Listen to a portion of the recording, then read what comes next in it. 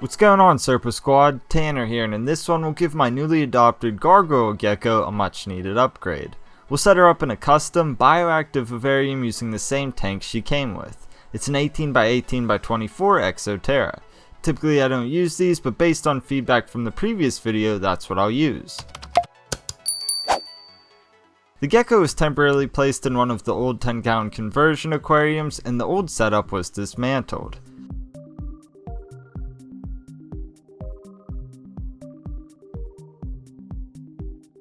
A lot of mineral buildup and nastiness remained on the glass. I used Barkeeper's Fern to remove all of this. It's a great solution and completely safe if the tank is thoroughly cleaned after use.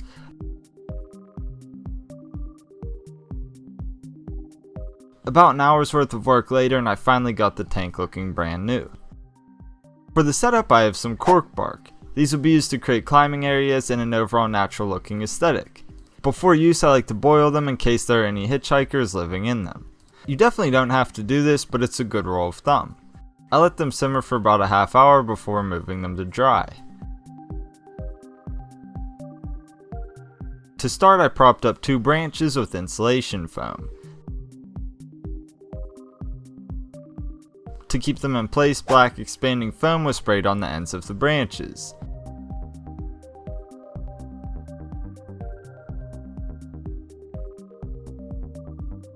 This was left to cure for a few hours.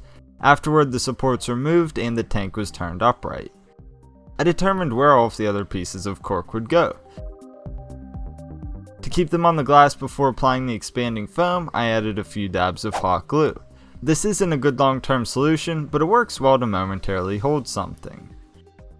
Using this technique, all of the bark was attached to the tank.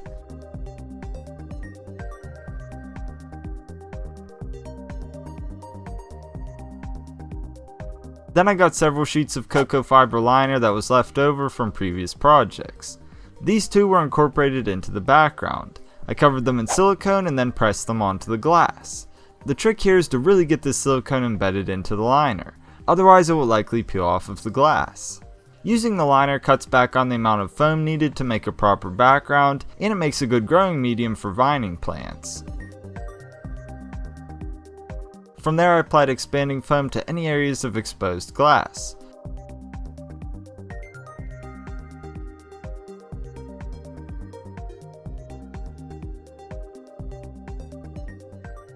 Per usual, this is all left to cure overnight. The tank was turned to its proper upright position and I got to carving. For this process I used a razor scraper. My goal here is to remove the shiny, hard exterior of all of the foam and carve good definition. This will make a better surface for the silicone to adhere to. Although it's really time consuming and tedious, it's well worth the effort. To finalize the hardscape I have a few branches of spider wood. These were worked into the scape following the directional nature of the cork bark. Once I liked the placement, I secured each branch with expanding foam. Like before, it was left to cure and then carved to shape with the razor scraper to reveal the finalized scape.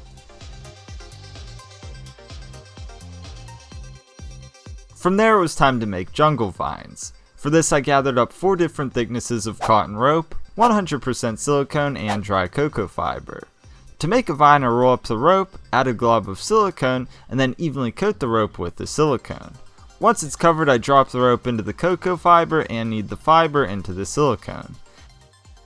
In no time I ended up with some decent looking vines. Like anything with silicone, they had to sit for 24 hours before they could be used.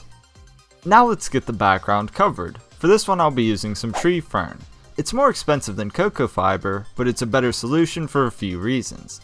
I've noticed that geckos have a hard time clinging to backgrounds that are covered exclusively with cocoa fiber, which is one of the reasons that I usually add pieces of orchid bark. That's not going to be necessary for tree fern. Plants' roots will also more readily root into tree fern. Like the cocoa fiber method, this will be attached to the foam using silicone. I caulk silicone all over the areas of foam and use a paintbrush to make an even layer. Dry tree fern was sprinkled onto the silicone and firmly pressed into it. Regardless of the material, make sure that you're using something that's completely dry. If you use something that's even remotely damp, the moisture will act as a catalyst, causing the silicone to prematurely cure and the desired effect will not be achieved. Also make sure to firmly press the material into the silicone so that it becomes embedded in it, otherwise it's more likely to wash away over time. Once covered, it was left to sit overnight while the silicone cured. Here's the background after that time. I definitely think it turned out well, and it resembles something like what you'd see in nature. To finalize the look though, let's add those jungle vines from earlier. To get the job done, I used cyanoacrylate superglue. Yes, using superglue is safe and it's a common practice. That said, make sure to only use superglue where cyanoacrylate is the active ingredient. Anyway, I wove the vines together up the side of the background and over the right side. They were glued together and to the background. The reality of using superglue is that sometimes it will dry in an exposed area, creating an eyesore.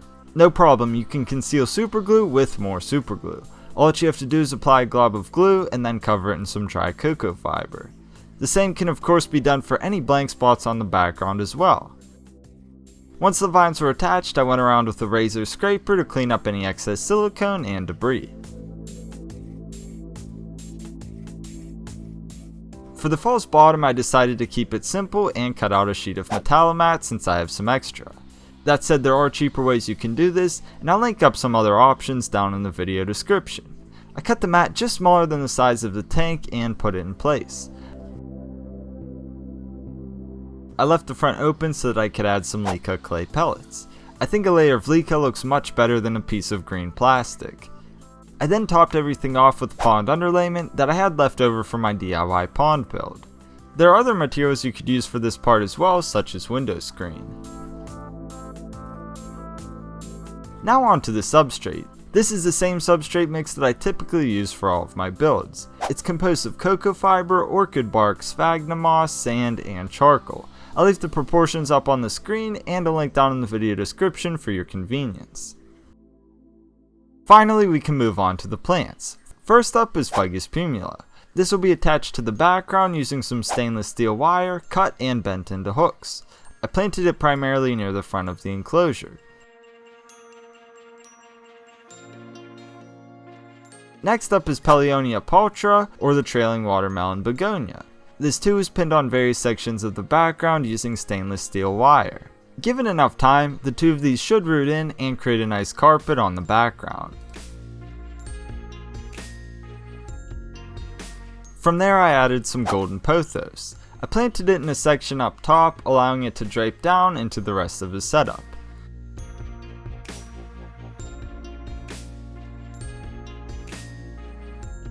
Neoregelia green fireball bromeliads were also incorporated. Luckily, all of these bromeliads had a stolon.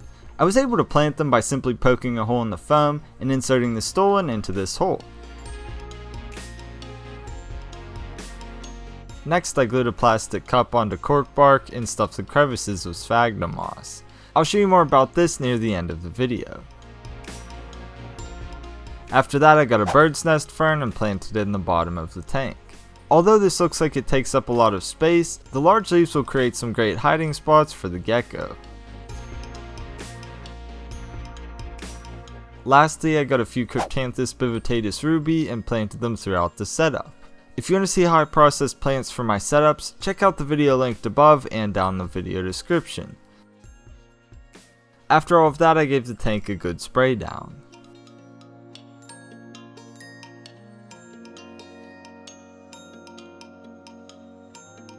To finalize the setup, we'll need our botanicals and cleanup crew. As always, I boiled the leaves and botanicals for about a half hour to get them nice and clean. For this one, I'll be using magnolia leaves, oak leaves, and sterculia pods. Before adding these into the tank, I dumped an entire culture of springtails into the substrate. Then I capped everything off with the leaf litter and botanicals.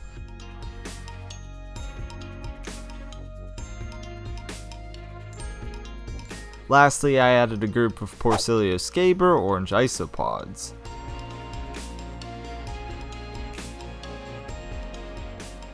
The last thing to address is lighting. For this one, I'm using the Zoomed hood that came with the tank. I equipped it with an A19 LED bulb and a Zoomed ReptiSun 5.0 UVB bulb. The LED is for visibility and plant growth, and the UVB is of course for the gecko. I also got a Nycrew LED planted tank light for plant growth and color.